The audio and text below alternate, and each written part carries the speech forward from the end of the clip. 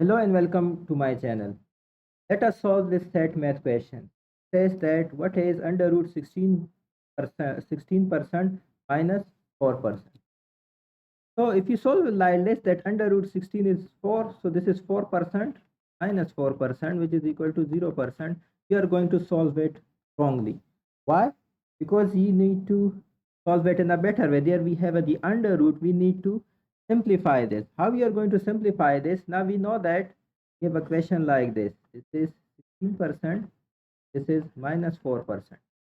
Now we know that 16% is basically 16 by 100 because percentage is always expressed in terms of 100. So we can say that this is 16 by 100 minus 4%.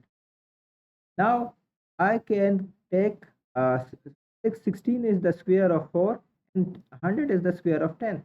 So I can write it like this. So this is 4 square divided by 10 square minus 4 percentage.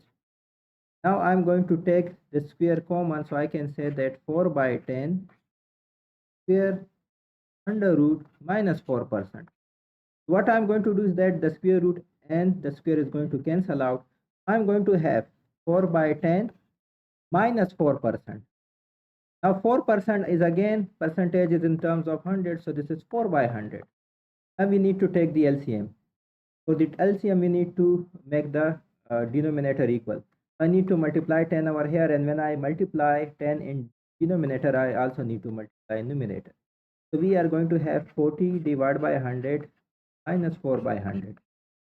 So this is 40 minus 4 is 36, so we have 36 by 100. And again, this 36 by 100 is basically your 36%. The right answer for this question is 36 percentage. Thank you.